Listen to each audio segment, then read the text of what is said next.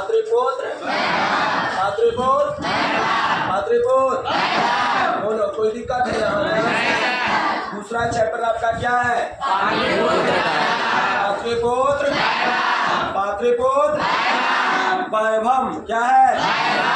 याद रहे, पात्रीपुत्र का मतलब होता है पटना, पात्रीपुत्र का मतलब वैभव का मतलब सुंदरता, वैभव का मतलब यानी पटना की पटना की में कौन सा शब्द छूट रहा है? की छूट रहा है ना? जो शब्द छूटता है वो संतुलित अवस्था में लाने के लिए हम लोग वो शब्द को अपना मन से लिख देते, अपना मन से लिख देते।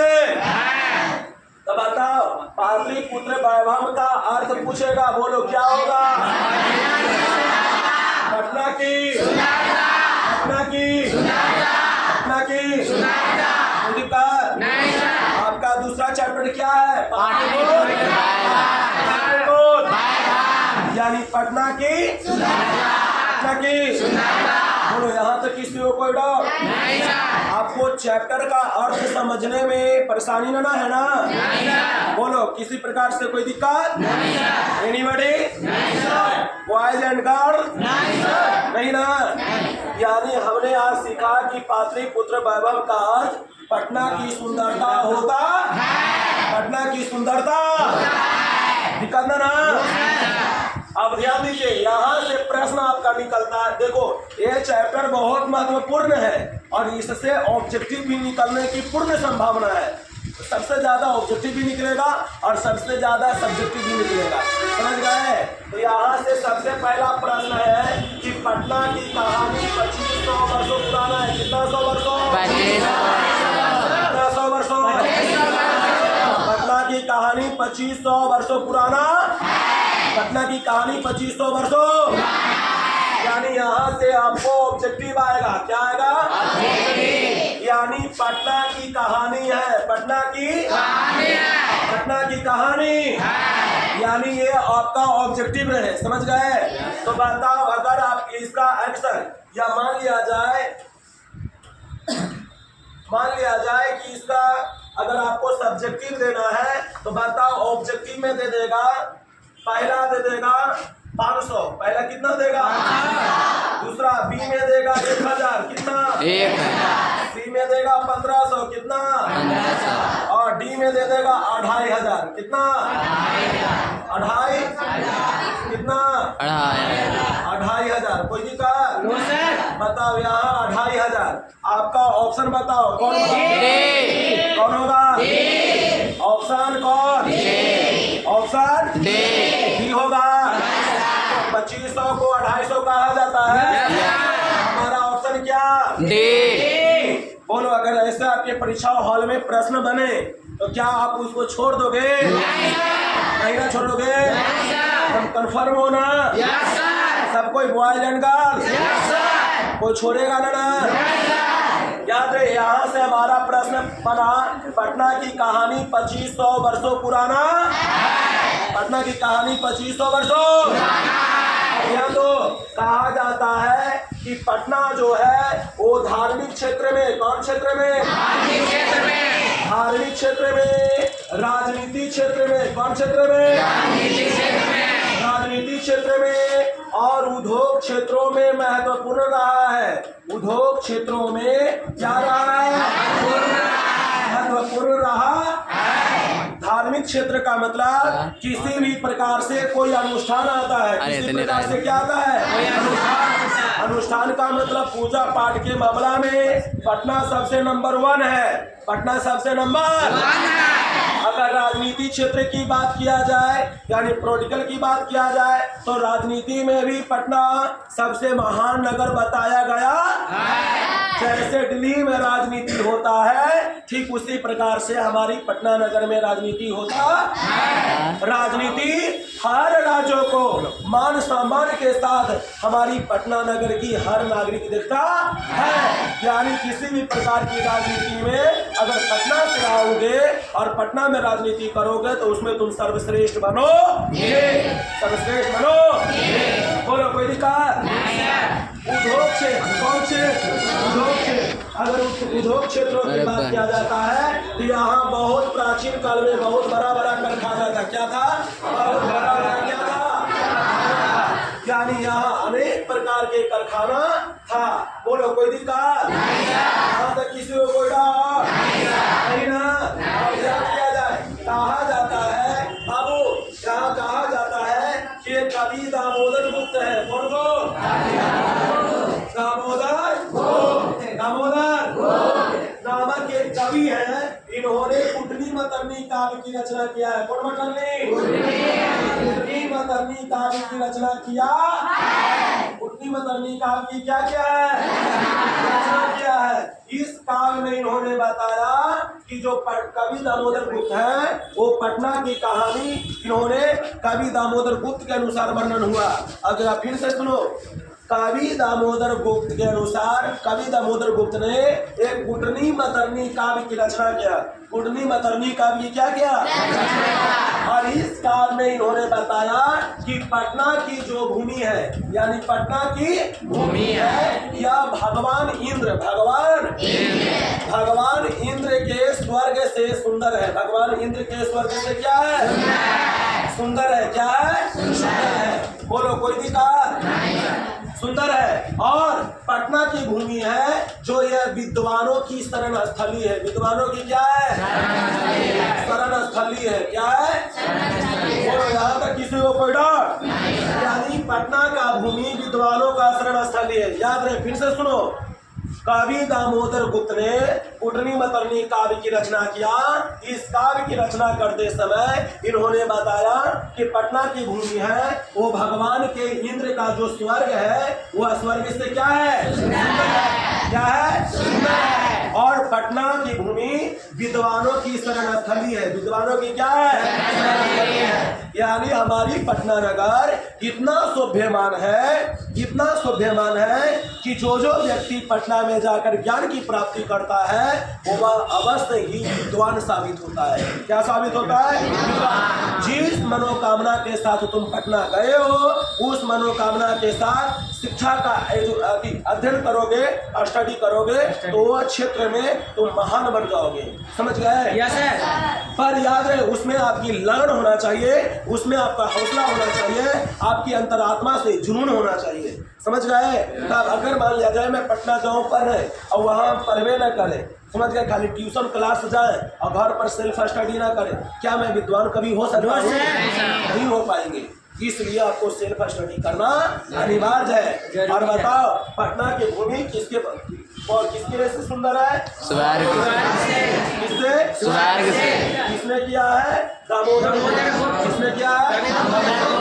दामोदर गुप्त नामक कवि ने कहा कि पटना की जो भूमि है वह स्वर्ग से भी क्या है? क्या है? बोल यहाँ तक किसी को कोई डाउट है? अब जरा ध्यान देना। इतिहास में सुना जाता है। कहाँ सुना जाता है? इतिहास में सुना जाता है कि बुध काल में, किस काल में? बुध काल में। याद रखिए बुध काल में गंगा नदी के किनारे, किसके नदी के किनारे? गंगा नदी के किनारे। याद रखेंगे गंगा नदी के किनारे एक पात्री ग्राम स्थित था। कौन ग्राम? पात्री ग्राम स्थित था। अब ध्यान देना है, समझो। जब भगवान बुद्ध जीवित थे ना तब कहा जाता है कि इतिहास में सुना जाता है कि जब बुद्ध काल में यानी भगवान बुद्ध जीवित थे उस समय गंगा नदी के किनारे, किसके नदी के किनारे? कौन सा ग्राम स्थित था? यानी वहाँ पे जो गांव था उसका नाम था क्या? क्या था? यानी भगवान बुद्ध के शासन काल में पटना जो नगर है वो एक प्रकार की गांव था। किसके काल में? बुद्ध काल में पटना एक छोटा सा गांव के रूप में था जिसका नाम पात्री ग्राम था। बोलो यहाँ तो कोई दिक्कत? याद रखें भगवान बुद्ध ने यहाँ आकर भविष्यवाणी किया, तपस्या किया और तपस्या करने के बाद भगवान बुद्ध पटना नगर में आए और उनके द्वारा कहा गया कि यह नगर है जो पात्री ग्राम है यह एक दिन महानगर बनेगा। क्या बनेगा? यह एक दिन महानगर बनेगा। परंतु आग लगने से, क्या लगने से? याद रहे, आग लगने से, प्लस में झगड़ा होने से, क्या होने से? झगड़ा होने से और बाढ़ से यह नगर हमेशा भयभीत रहेगा। बताओ कितने चीजों से भयभीत रहेगा? चीजों से पटना हमेशा क्या रहेगा?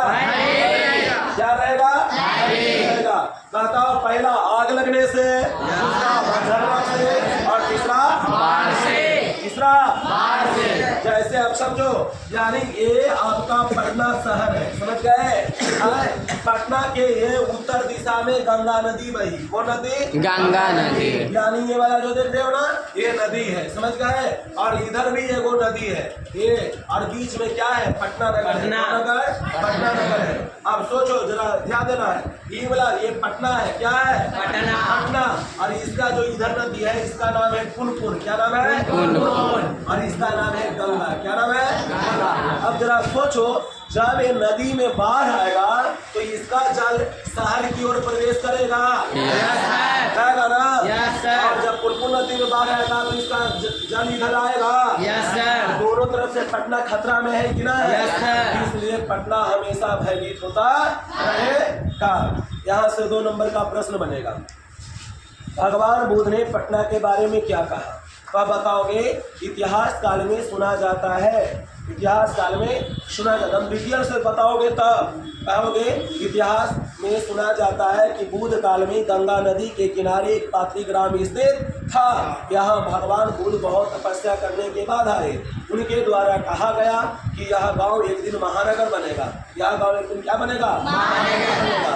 परंतु आग लगने से, झगड़ा होने से और बाहर से यह नगर हमेशा भयभीत होता रहेगा। और आने वाले समय में यह नगर को पटना कहा जाने लगेगा। समझ गए? क्या कहा जाने लगेगा?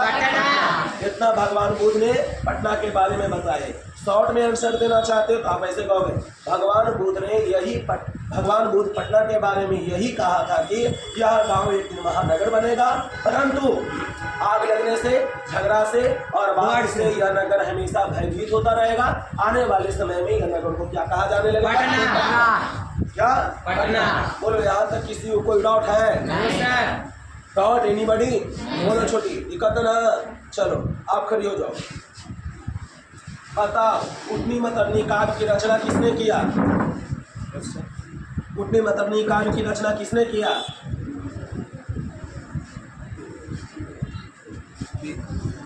अरे दामोदर को और बैठो। बताओ, भगवान इंद्र की तुलना, पटना की तुलना किससे किया गया?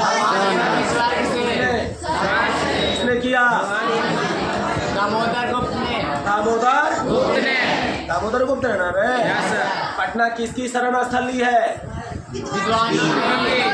किसकी शरण स्थली? अभी ना बताए। देखो, यही ध्यान दोगे तो यहीं से आपका ऑब्जेक्टिव में मार हो जाएगा, बहुत बड़ा मार कर जाओगे। समझ गए? अब देखो, अब कहता है बाबू, इसके बाद में अब चंद्रगुप्त मौर्य का शासन काल आता है पटना में। किसका? चंद्रगुप्त मौर्य। चंद्रगुप्त मौर्य अब पटना में शासन काल कर रहा है। तो कहता है कि चंद्रगुप्त मौर्य जब पटना में शासन कर रहा था, क्या कर रहा था? शासन कर रहा था। ये पटना का जो रक्षा व्यवस्था था, क्या था बेटा? रक्षा व्यवस्था। याद रहे, जो रक्षा व्यवस्था था यह उत्कृष्ट था। क्या था? उत्कृष्ट। क्या था? उत्कृष्ट। ऐसे बैठेगा। चंद्रगुप्त मौर्य के शासन काल में पटना नगर की रक्षा व्यवस्था कैसी थी? क्या था? यानी पटना का धीरे धीरे विकास होने लगा था। पटना का धीरे धीरे क्या होने लगा था? विकास होने लगा था। तो विकास नो सर। अब ध्यान दिया जाए, यही चंद्रगुप्त मौर्य के शासन काल में कुछ विदेशी यात्री, कौन यात्री? विदेशी यात्री। जैसे में मेघाष्टमी, जैसे में कौन? मेघाष्टमी। याद रखें, मेघाष्टमी हमारी पटना नगर में आया था। समझ गए? और यह मेघाष्टमी जो है वह यूनान का राजदूत है। किसका राजदूत है? यूनान का क्या है? राजदूत। क्या है? राजदूत। हमारी पटना नगर में जब चंद्रगुप्त मौर्य का शासनकाल आया, जब चंद्रगुप्त शासन करने लगा तो पटना की रक्षा व्यवस्था क्या हो गया था? यानी पटना धीरे धीरे विकास होने लगा था। और इसके शासन कालों में कुछ विदेशी यात्री आए, जैसे में मेगास्नीज, जैसे में कौन? मेगास्नीज कौन था? यूनान का राजदूत। परीक्षा में आएगा, बताओ मेगास्नीज कौन? चंद्रगुप्त मौर्य के शासन काल में पटना नगर में कौन आया था? कौन आया था? कौन? समझ में आ रहा है? बताओ पटना में चंद्रगुप्त मौर्य के शासन काल में पटना की रक्षा व्यवस्था कैसी थी? कैसा? समझ में आ गया? अब देखो, अब अशोक का शासन काल राजशेखर का आता है। किसका? राजशेखर। कहा जाता है कि राजशेखर से पहले अशोक, राजा अशोक का शासन काल आता है। राजा अशोक का शासन काल आता है। ये इसके शासन काल में बताया जाता है कि पटना की रक्षा व्यवस्था, पटना की रक्षा व्यवस्था धीरे धीरे और मजबूत होने लगा था। धीरे धीरे और क्या होने लगा था? यानी देख, पटना चंद्रगुप्त मौर्य के शासन काल में तो पटना का विकास होने लगा। बाकी सबसे ज्यादा पटना का मजबूत किसके शासन काल में? किसके? समझ में आया? अब परीक्षा में 2 नंबर का प्रश्न बनेगा यहाँ से। चंद्रगुप्त मौर्य और राजा अशोक के शासन काल में पटना नगर की रक्षा व्यवस्था कैसी थी? तो न बताओगे?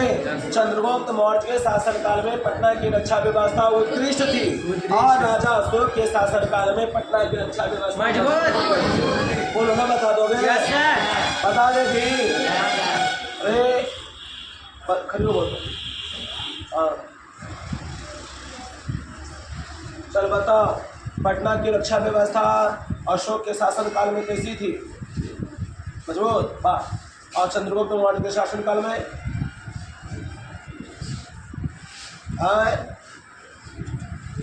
ध्यान न दे रही थी ना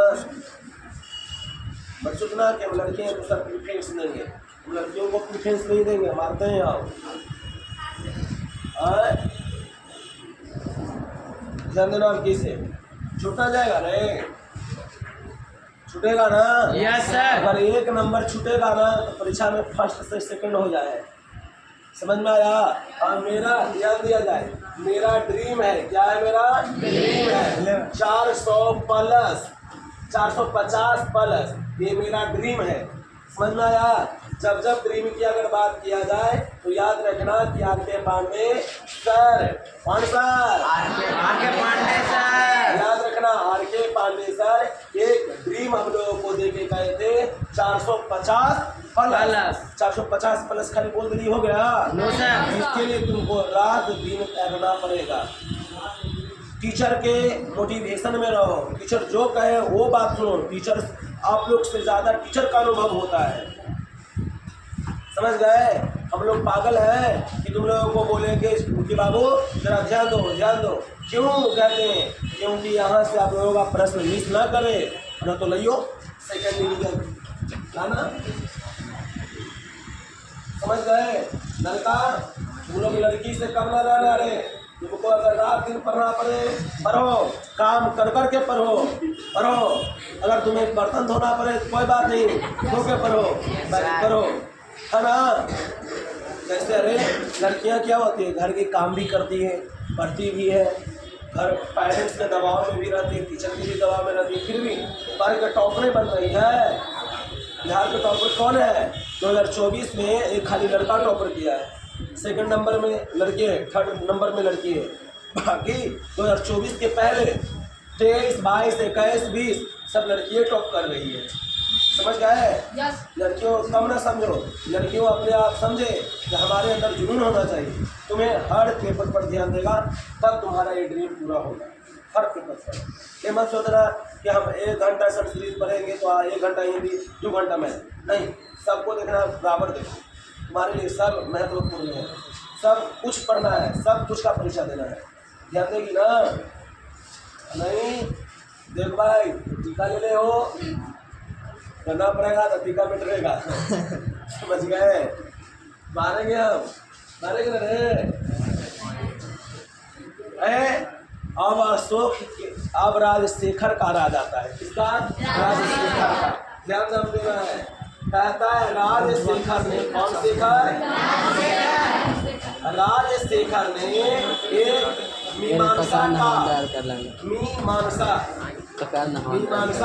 का ध्यान देना छोटे, ध्यान देगी। राजशेखर ने मीमांसा काव्य की रचना किया। राजशेखर ने मीमांसा काव्य की क्या किया? और इसको रचना करते हुए बताया है कि जैसे में पाणिनि, जैसे में कौन? पाणिनि। पतंजलि कौन? कौन? याद रखेंगे, पतंजलि याद रहे हो बाबू, ध्यान दो। पाणिनि, पतंजलि कौन? पतंजलि याद रहे। पिंगल कौन? पिंगल। वररुचि कौन? वररुचि और व्याधि जैसे अनेक विद्वान पटना नगर में क्षण में लेकर इसकी पटना में परीक्षा भूमि भी रही और अपने अपने क्षेत्रों में महत्वपूर्ण हो गई। जिस समय पाणिनि, पतंजलि, पिंगल और वररुचि और व्याधि जैसे अनेक महर्षियों का जन्म पटना नगर में हुआ और यहाँ इसकी परीक्षा रहा। क्या रहा? परीक्षा भूमि रही है। इसलिए इसी परीक्षा भूमि को देखते हुए पटना जो है वो पटना को यानी शिक्षा का केंद्र कहा जाता है। क्या कहा जाता है? शिक्षा का कहा जाता है। यहाँ से 2 नंबर में प्रश्न बनेगा, प्राचीन पटना को शिक्षा का केंद्र कहा जाता है क्यों? याद रहे, प्राचीन पटना को शिक्षा का केंद्र कहा जाता है क्यों? याद रहे, प्राचीन पटना में यानी पाणिनि, पतंजलि, पिंगल, वररुचि और व्याधि जैसे अनेक विद्वानों का जन्म पटना नगर में हुआ और इनकी यह पटना परीक्षा भूमि भी रही है। इसलिए अपने अपने क्षेत्रों में यह महत्वपूर्ण हो गए थे। इस प्रकार से मैं कह सकता हूँ या इस प्रकार से हम कह सकते हैं कि प्राचीन पटना को शिक्षा का केंद्र कहा जाता है। प्राचीन काल से ही शिक्षा के मामला में, एजुकेशन के मामला में पटना महत्वपूर्ण रहा है। कोई दिक्कत? इसके बाद कहा जाता है कि यही पाणिनि, पतंजलि, पिंगल, वररुचि और व्याधि जैसे जब ये सभी महर्षियों का जब ज्ञान की प्राप्ति हो गया, ये सभी महर्षियों का क्या ज्ञान की प्राप्ति हो गया, इसलिए प्राचीन पटना को सरस्वती कुल निवास कहा जाता है। सरस्वती कुल निवास, सरस्वती कुल निवास कहा जाता है। क्या कहा जाता है?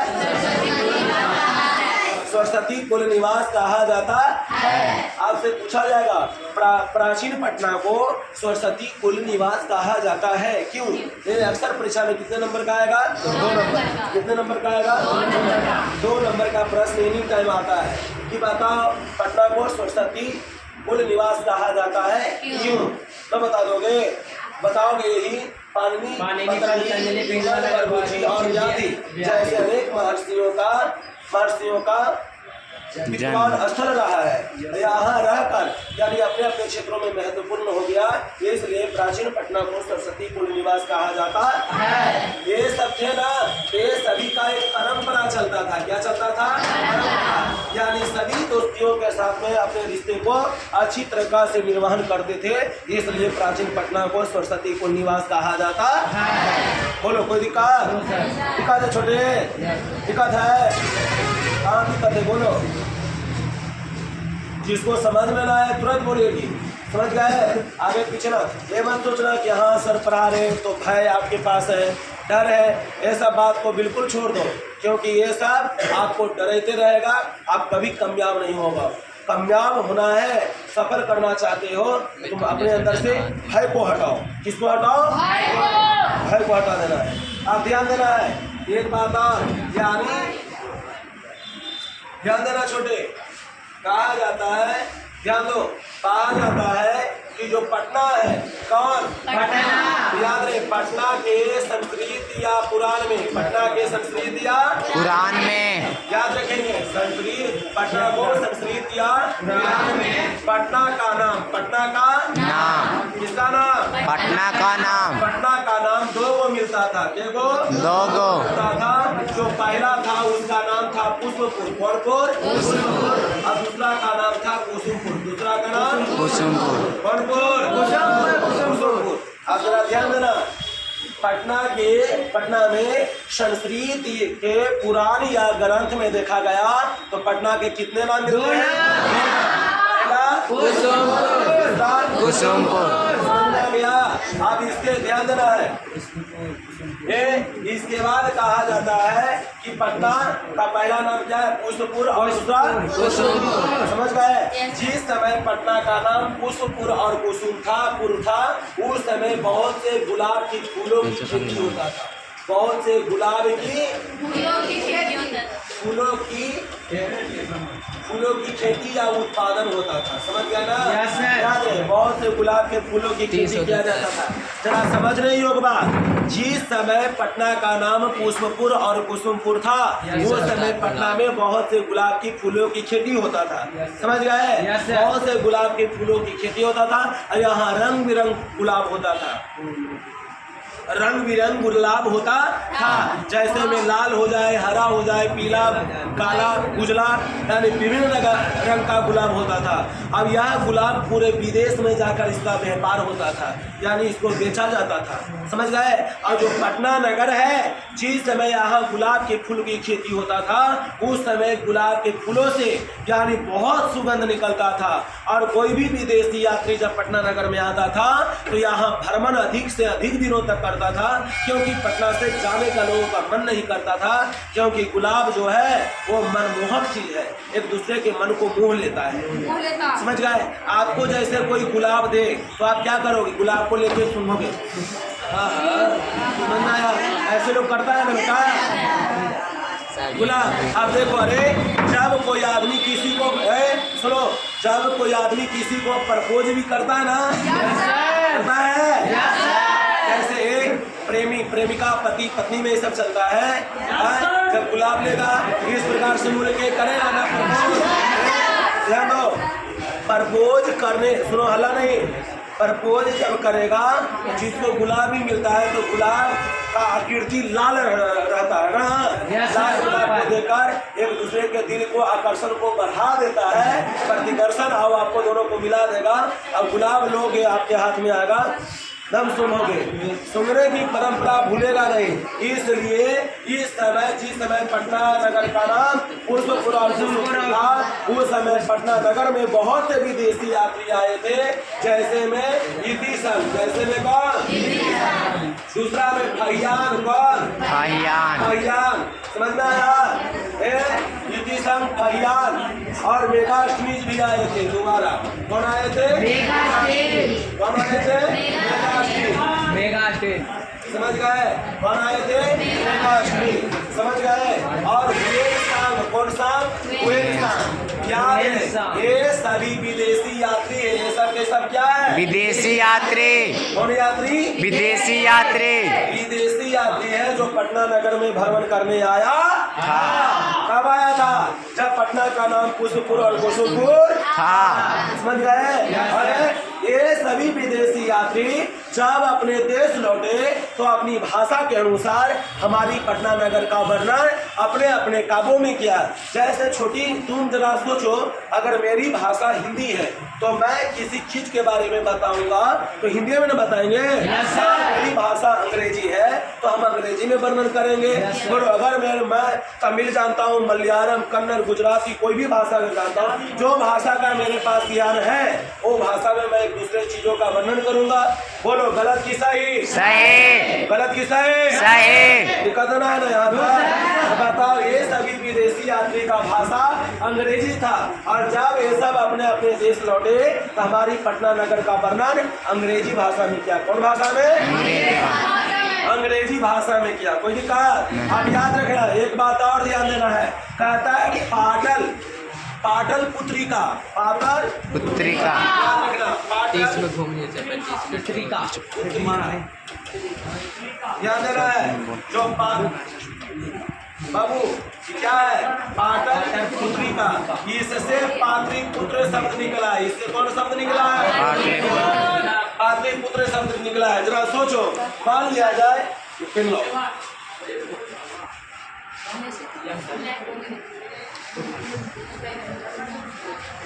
ये जरा तुम्हें ध्यान देने की हो।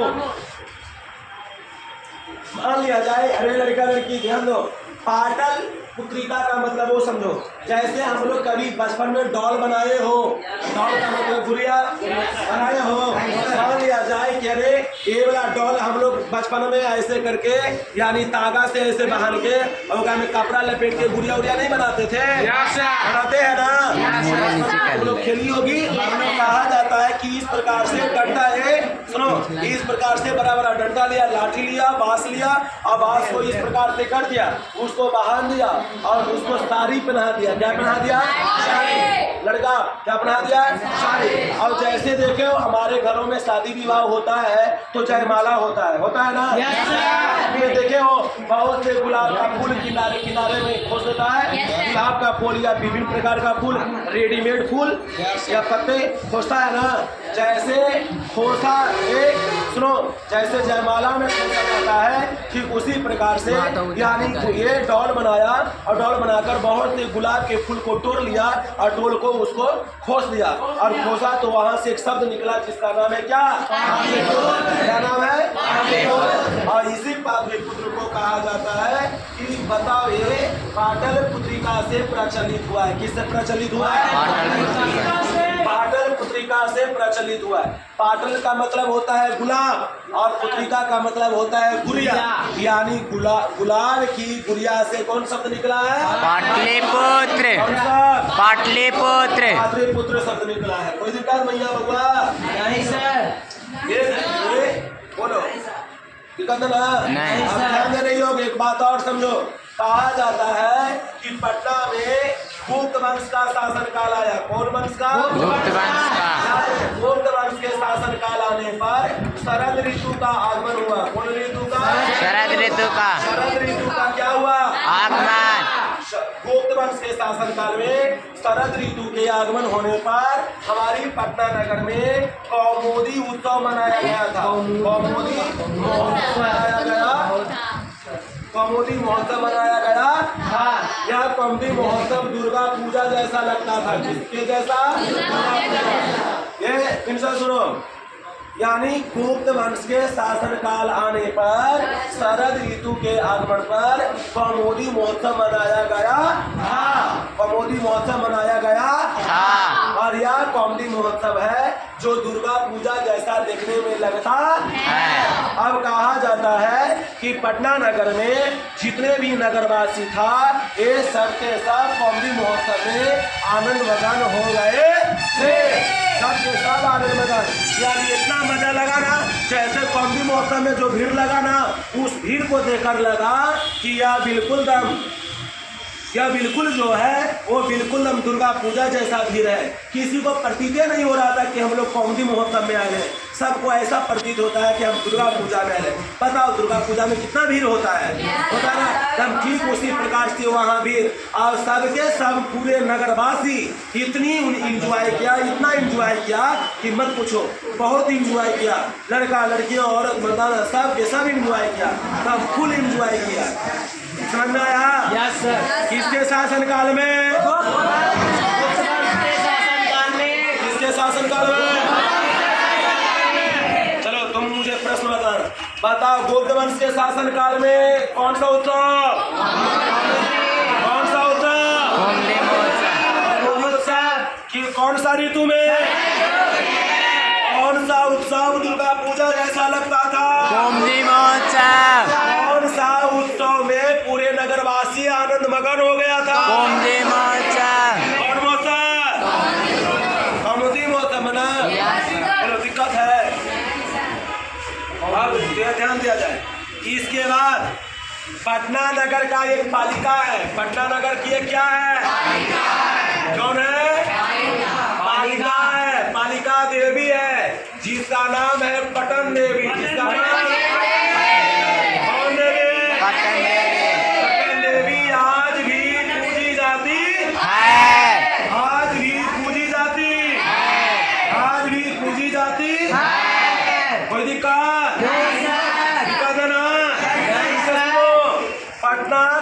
पालिका देवी कौन? पालिका पटन देवी आज भी पूजी जाती है, आज भी पूजी जाती है।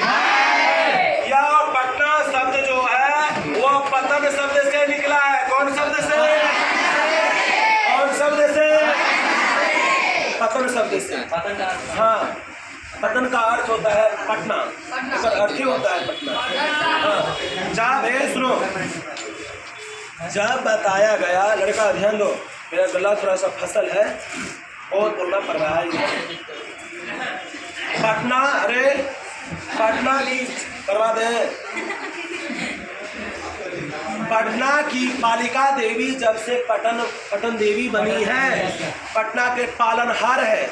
जैसे आप लोग पालनहार कौन है? आपके मम्मी पापा। ठीक उसी प्रकार से पटना का पालने वाला कौन है? से पटना की पालनहार हुई है, तब से पटना शब्द कौन शब्द से निकला है? कौन शब्द से? समझ गए? आप ध्यान देना। इसके बाद मुगल वंश का शासन काल आया पटना में। किसका? मुगल वंश का शासन काल आया कहाँ? पटना में। रेगड़ का यानी मुगल वंश राजा था। मुगल वंश का राजा आया, मुगल वंश के राज में पटना का विकास हुआ था। हल्का फुल्का पटना का विकास हुआ था। सबसे ज्यादा याद रखें, ध्यान दिया जाए, सबसे ज्यादा पटना का विकास अंग्रेजों के शासन काल में हुआ था। किसके शासन काल में? अंग्रेजों के शासन काल में हुआ। और यह अंग्रेज 200 वर्ष राज पूरे भारत पर किया था। कितना 100 वर्ष? अंग्रेज लोग पूरे भारत पर 200 वर्ष राज किया था। इसलिए बताया जाता है पटना का सबसे ज्यादा विकास किसके शासन काल में? बोलो, किसके शासन काल में? अंग्रेजों के शासन काल में। अंग्रेजों के शासन काल में हुआ। कोई दिक्कत? अब ध्यान दिया जाए, कोई दिक्कत है यहाँ तक? नहीं सर। ध्यान दीजिए थोड़ा सा और। अब कहा जाता है, मैंने बताया कि पटना की कहानी 2500 वर्षों पुराना है। कितना 100 वर्षों? मैंने बताया पटना की कहानी 2500 वर्षों पुराना। पटना की कहानी कितना 100 वर्षों? 2500 वर्षों पुराना। यह संकेत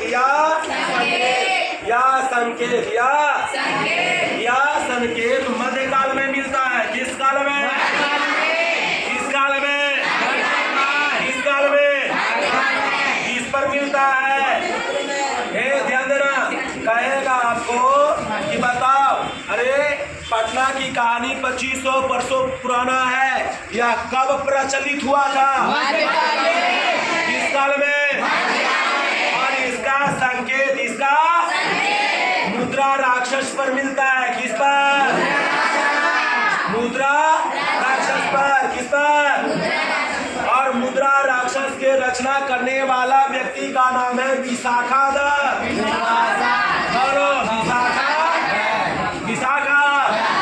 इनसे सुनो, पटना की कहानी 2500 वर्षों पुराना है। यह संकेत मध्यकाल में मिला था और यह का वातावरण मुद्रा राक्षस पर देखने को मिला था। और मुद्रा राक्षस का रचनाकार कौन? विशाखा। कौन था? विशाखा था। हाँ, बोलो, कोई दिक्कत है अंदर? अरे लड़की, अब इसके बाद देखो, पटना है कौन? ध्यान देना, जो पटना है बउआ मैया राम ध्यान देगी, जो पटना है, पटना बहुत विशाल है। पटना क्या है?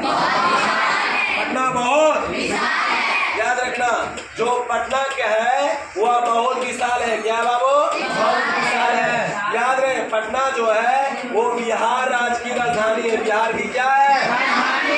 क्या है? याद रहे, पटना बिहार राज्य की राजधानी है। याद रहे, ये ध्यान देना, पटना के उत्तर दिशा में, पटना के उत्तर दिशा में, कौन दिशा में? गंगा नदी बहती है। कौन नदी? कौन नदी? कौन नदी? बोलो, पटना के उत्तर दिशा में कौन नदी? गंगा नदी। पटना किसकी राजधानी है? बिहार की। किसकी है? कोई दिक्कत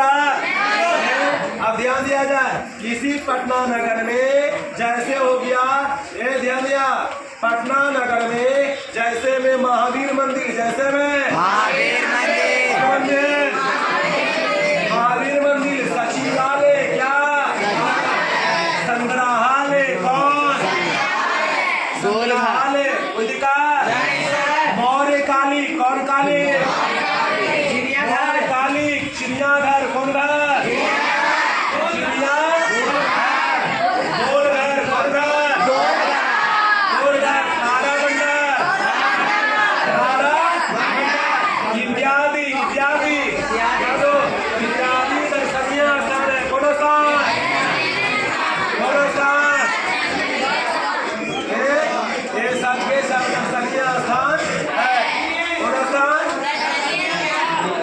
यहाँ से 2 नंबर का प्रश्न बनता है। 2 नंबर का प्रश्न, पटना के दर्शनीय स्थानों का वर्णन करें।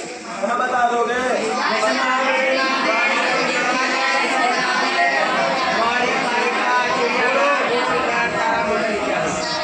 पहला में बोलो कौन? सचिवालय,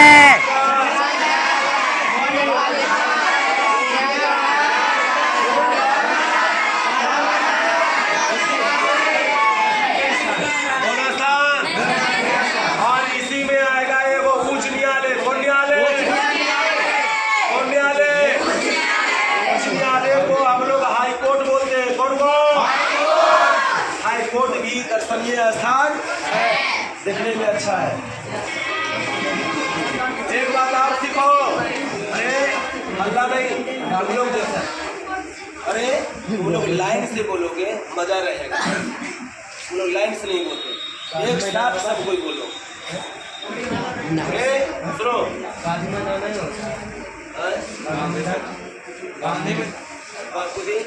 गांधी मैदान नहीं लिखा, वर्ण नहीं किया जाता है। गांधी मैदान स्थल है जी, अब कोई कहेगा कि पार्क न होती सर, पार्क म्यूजियम होगा, म्यूजियम का संग्रहालय, संग्रहालय का मतलब म्यूजियम होता है। Yes sir. बोलो, पार्क और गांधी मैदान को नहीं लिया जाता। श्री रामपुर, हाँ अब बताइए, बोलो श्री रामपुर का नाम है, कहा जाता है, ध्यान दो, अरे सिख संप्रदाय, लड़का सिख संप्रदाय के 10वां गुरु है, वो कौन? किसवां गुरु? 10वां गुरु, 10वां गुरु है, जिनका नाम है गुरु गोविंद सिंह। गुरु गोविंद, गुरु गोविंद सिंह का जन्मस्थल पटना में है। कहाँ? जन्मस्थल कहाँ है? पटना में। ध्यान दिया जाए, सिख संप्रदाय के 10वां गुरु गुरु गोविंद सिंह का जन्मस्थल है पटना। वो जन्मस्थल है ना पटना में गुरु गोविंद सिंह का, यही जन्मस्थल पटना में गुरुद्वारा के नाम से जाना जाता है, गुरुद्वारा के नाम से जाना जाता है, और ये सभी आपको मानचित्र पर देखने को मिलेगा। बोलो यहाँ तक किसी को कोई दिक्कत नहीं। चलो ये चैप्टर आपका